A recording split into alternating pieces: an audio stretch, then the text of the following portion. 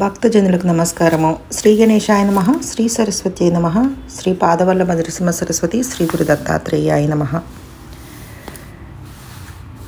ఆంజనేయ చరిత్ర ద్వితీయ భాగంలో తర్వాత కథలో ఏం జరిగిందో చూద్దాం.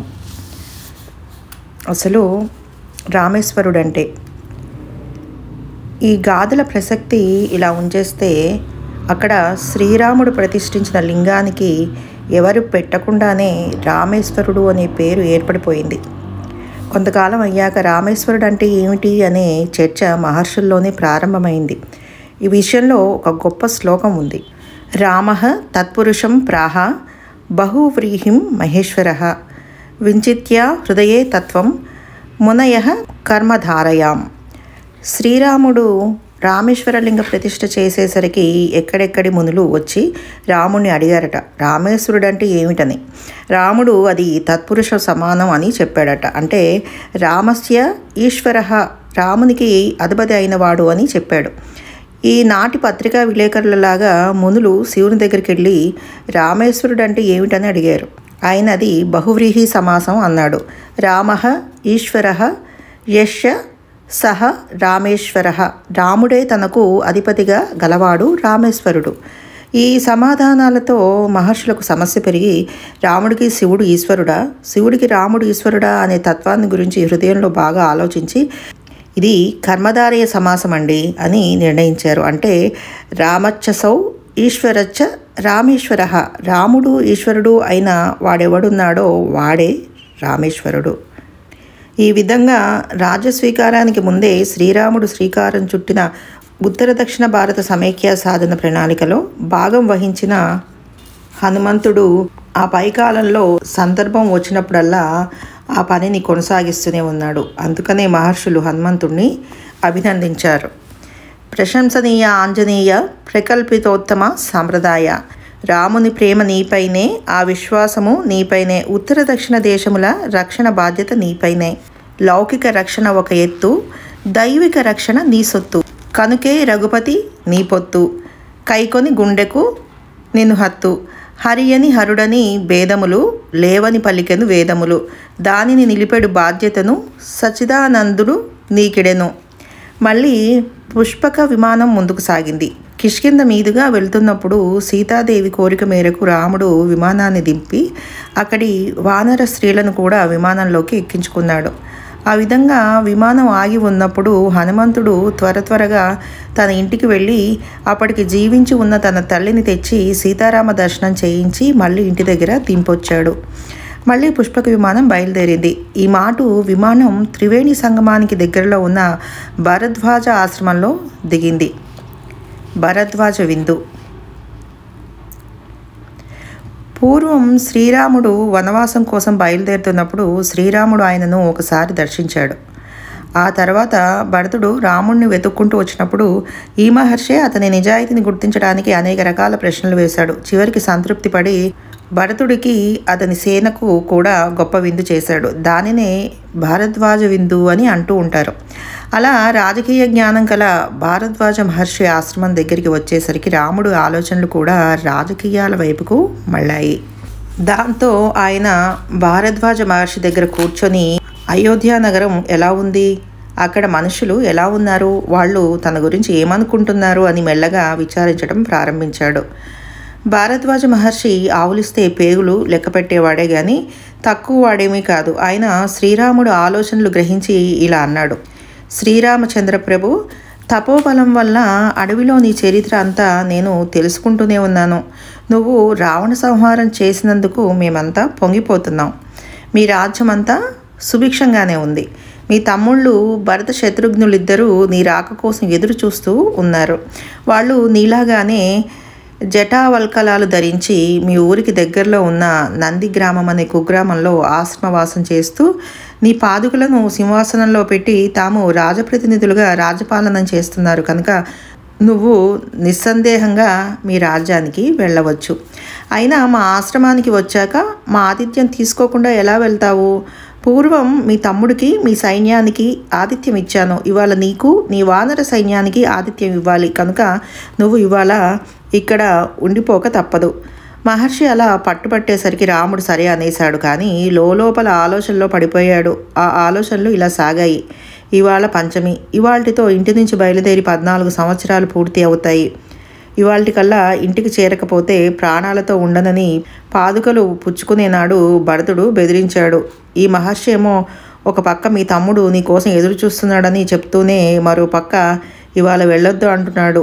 ఏం చెయ్యాలబ్బా? భరతుడి ఆలోచనలను సరిగా తెలుసుకునేదెలా? ఇది కుటుంబ విషయం. దీన్ని చెప్పుకోదగ్గ ఆప్తులు మనకెవరున్నారు? ఒకవేళ విషయం చెప్పినా భరతుడి హృదయాన్ని స్పష్టంగా తెలుసుకొని వార్త అందించగల సమర్థులు ఎవరున్నారు? ఎవరేమిటి? మన హనుమంతుడిని మించిన ఆప్తులెవరు, సమర్థులెవరు? ఇలా ఆలోచించిన శ్రీరాముడు హనుమంతుడిని పక్కకు పిలిచాడు. హనుమత్ సందేశం. ఒక పక్క మహర్షి గారి విందు ఏర్పాట్లు జోరుగా సాగుతున్నాయి. మరో పక్క రాముడు హనుమంతుడితో మెల్లిగా ఇలా గుసగుసలాడసాగాడు. హనుమ, మా కుటుంబ రహస్యం ఒకటి నీకు చెప్పుకోవాలి. నిన్ను మించిన ఆప్తులు నాకెవరున్నారు? నువ్వు ఒకసారి మా అయోధ్యాపురం వెళ్ళి రావాలి. అక్కడ మా భరతుడు ఏమి ఆలోచిస్తున్నాడో సరిగ్గా తెలుసుకురావాలి. మా లక్ష్మణుడిని పంపించవచ్చు కదా అంటావేమో. వాడు కొంచెం తొందరపాటు మనిషి. నువ్వు నేర్పరివి. భరతుడి మీద అనుమానమా అంటావేమో. అనుమానం కాదు కానీ 14 ఏళ్ళు రాజభోగాలు, చక్రవర్తి అధికారాలు అనుభవించాక ఎవడి మనస్సు ఎలా తిరుగుతుందో ఎవరు చెప్పగలరు? ఒకవేళ భరతుడి మనస్సు మరో రకంగా తిరిగిందనుకో, మనకేం ఇబ్బంది లేదు. నాకు మీరంతా ఉన్నారు. మీ దగ్గరే కాలక్షేపం చేసేస్తాను. అయోధ్య వైపు పోయే ప్రసక్తే లేదు. కనుక నువ్వు బ్రాహ్మణ వేషంలో మా భరతుడి దగ్గరికి వెళ్ళు. నేను వస్తున్నానే వార్త చెప్పు. నా వెంట మహాబలవంతులైన సుగ్రీవుడు, విభీషణుడు, వాళ్ళిద్దరి సైన్యాలు కూడా ఉన్నాయని చెప్పు. ఈ మాట చెప్పాక మా భరతుడి ముఖ కవలికలు ఎలా ఉన్నాయో గమనించు. ఊళ్ళో ఏర్పాట్లు, ప్రజల ఆలోచనలు కూడా గమనించు. వాటిల్లో ఏ ఒక్కటి వ్యతిరేకంగా ఉన్నా వెంటనే వెనక్కి వచ్చి నాకు చెప్పు. నేను భోజనాలు కాగానే బయలుదేరుతా.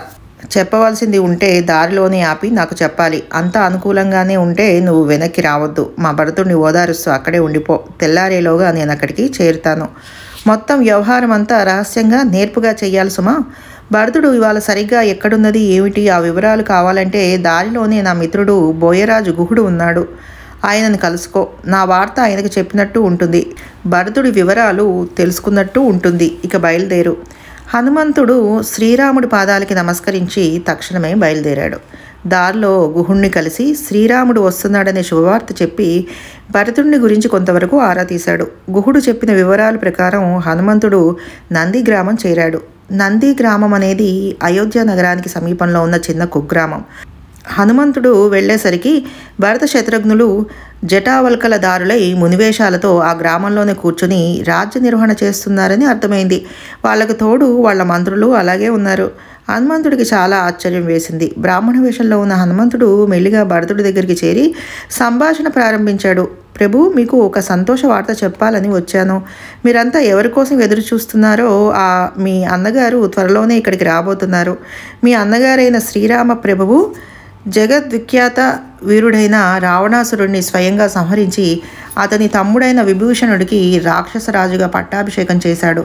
ఆ సందర్భంగా ఆయనకు వీరాది వీరుడైన వానరరాజు సుగ్రీవుడికి స్నేహం కుదిరింది. ఇప్పుడు శ్రీరాముడు తన భార్యతోనూ తమ్ముడు లక్ష్మణుడితోనూ మాత్రమే కాక వానర రాజైన సుగ్రీవుడితోనూ రాక్షస రాజైన విభీషణుడితోనూ కలిసి నీ దగ్గరికి కొద్దిసేపట్లో రాబోతున్నారు. హనుమంతుడు ఈ మాటలు చెబుతూ భరత శత్రుఘ్నుల ముఖ కవలికలు జాగ్రత్తగా గమనిస్తున్నాడు. కానీ భరతుడు మాత్రం అదేమీ పట్టించుకోకుండా ఆనంద పరవశుడై స్పృహ తప్పి పడిపోయాడు. హనుమంతుడికే కంగారు పుట్టింది. ఇంతలో భరతుడు తేరుకొని హనుమంతుడిని గట్టిగా కావలించుకొని కళ్ళ వెంట ఆనంద బాష్పాలు రాలుస్తూ ఇలా అన్నాడు. బ్రాహ్మణోత్తమ, నువ్వు మనిషివా దేవతవా? ఎంత మంచి వార్త చెప్పావయ్యా.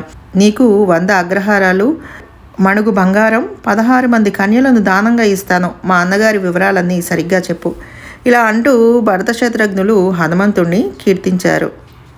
రావో మారుతపుత్ర రామ ప్రాణమిత్ర, అరెరే రాముని ప్రాణాలు నిలిపితి జలనిధినే దూకి, అరెరే జానకి ప్రాణాలు నిలిపితి ముద్రికనే ఇచ్చి, అరెరే లక్ష్మణ ప్రాణాలు నిలిపితి సంజీవని తెచ్చి, అరెరే మాయి ప్రాణాలు నిలిపితి శుభవార్తలు తెచ్చి, వాయుసుత మా వంశమ్మే నీకే రుణపడి ఉన్నదయ్యా, నీచే ఇక మా రాజ్యమున సచ్చిదానందము పొంగుసుమ, దీంతో హనుమంతుడి మనస్సులోని సందేహాలన్నీ తొలగిపోయాయి. ఆయన ప్రశాంతంగా అక్కడ కూర్చొని ఇక శ్రీరాముడి చిత్రకూట ప్రవేశం దగ్గర నుంచి, అంటే భరతుడికి శ్రీరామ పాదుకా ప్రదానం దగ్గర నుంచి ఇప్పుడు భారద్వాజ ఆశ్రమంలో జరుగుతున్న విందు దాకా ప్రధాన ఘట్టాలన్నీ శ్రవణ మనోహరంగా గానం చేశాడు.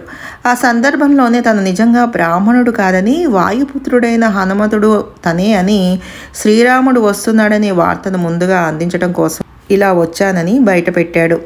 శ్రీరామ విజయగాథను వింటూనే భరత శత్రుఘ్నులు వారి మంత్రులు ఆనందంలో పొంగిపోయి మితిమీరిన ఉత్సాహంతో స్వాగత సంరంభాలు ప్రారంభించారు. అయోధ్య నగరం నుంచి నంది గ్రామం దాకా రాజమార్గాలను చదును చేసేందుకు కొన్ని వేల మంది కూలీలను నియమించారు. రాజు లాంఛనాలతో స్వాగతం చెప్పటానికి అశ్వసేనను, గజసేనను, రథసేనను, పదాతిసేనను సిద్ధం చేశారు. మార్గాలన్నిటా సుగంధ ద్రవ్యాలు చల్లించి పంచరంగుల ముగ్గులు పెట్టించి దారి పొడుగున సంగీత నృత్య ప్రదర్శనలను ఏర్పాటు చేశారు.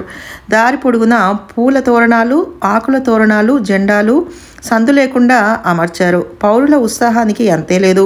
ముఖ్యంగా సైనికులు, రాజ్యోద్యోగులు మొదలైన సంపన్నుల భార్యలు, సంపన్నుల ఇళ్ల మహిళలు చక్కగా అలంకరించుకొని ఎవరి ఇళ్ల దగ్గర వారు ప్రత్యేక స్వాగత సన్నాహాలు చేసుకుంటున్నారు. రాజమాతలు ముగ్గురు ఇతర అంతఃపుర పరివారంతో కలిసి అయోధ్య నుంచి నంది గ్రామానికి వచ్చి చేరారు. అర్ధరాత్రి దాటేసరికి భరతుడు రామపాదుకులను శిరస్సు మీద పెట్టుకొని ఊరివాకిట నిలబడ్డాడు. శత్రుఘ్నుడు ఆ పాదుకులకు స్వయంగా శ్వేతఛత్రం పట్టాడు. ఆ భక్తి, ఆ ప్రేమ, ఆ సోదరుల ధర్మనిష్ట చూసి హనుమంతుడు లోలోనే నిలువెల్లా కరిగిపోతున్నాడు. వాలి సుగ్రీవులకు వీరికి ఎంత భేదం అని తనలో తానే ఆలోచించుకుంటున్నాడు. ఇంతలో సూర్యోదయం కాపోతుండగా పుష్పక విమానం దిగింది. శ్రీరాముడు కంటికి కనిపించేసరికి ఇక ఆ సోదరులు, ఆ మంత్రులు, ఆ తల్లులు, వారి ఆనంద శోకాలు, పలకరింపులు, కౌగులింతలు అవన్నీ గందరగోళంగా జరిగిపోతున్నాయి. ఇటు హనుమంతుడు మాత్రం ముందుగా తేరుకొని సుగ్రీవుణ్ణి, విభీషణ్ణి పక్కకు తీసుకుపోయి మంతనాలాడి శ్రీరామ పట్టాభిషేకానికి సమస్త నదుల జలాలు, సమస్త సముద్రాల జలాలు మొదలైన సంబరాలను సమకూర్చటంలో మునిగిపోయాడు. ఏర్పాట్లన్నీ పూర్తయిపోయాక ఇక హనుమంతుడు మౌనంగా రామనామ జపం చేసుకుంటూ ఉండిపోయాడు. శ్రీరామ పట్టాభిషేక మహోత్సవం రంగరంగ వైభవంగా జరిగిపోయింది. హనుమంతుడు ఒక విచిత్రమైన ఆనందంలో ఏదీ పట్టించుకోకుండా ఒక మూల కూర్చున్నాడు. ఇంతలో హనుమంతుడు ఊహించని ఒక విచిత్ర సన్నివేశం జరిగింది. పట్టాభిషేకం కాగానే శ్రీరాముడు ఒక ప్రత్యేక రత్నమాలికను సీతాదేవికి బహూకరించి, దీన్ని నీకు ఇష్టమైన వారికి ఎవరికైనా ఇచ్చుకోమన్నాడు. దేవదానవ నర వానర మహావీరులతో నిండి ఉన్న మహాసభను సీతాదేవి పరిశీలించి చూసి చివరికి ఆ రత్నమాలికను హనుమంతుడికి బహూకరించింది. దానికి శ్రీరాముడు ఎంతో సంతోషించాడు. సభ కరతాళ ధ్వనులతో మారుమ్రోగిపోయింది. హనుమంతుడు మాత్రం వినయంతో ముడుచుకుపోయి సీతారామ పాదాల దగ్గర బంటుగా కూర్చుండిపోయాడు. తర్వాత కథలో ఏం జరిగిందో రేపు చూద్దాం. సర్వం శ్రీగురు పాదారవింద అర్పణమస్తు. సర్వే జన సుఖినో భవంతు. శుభం భూయాత్.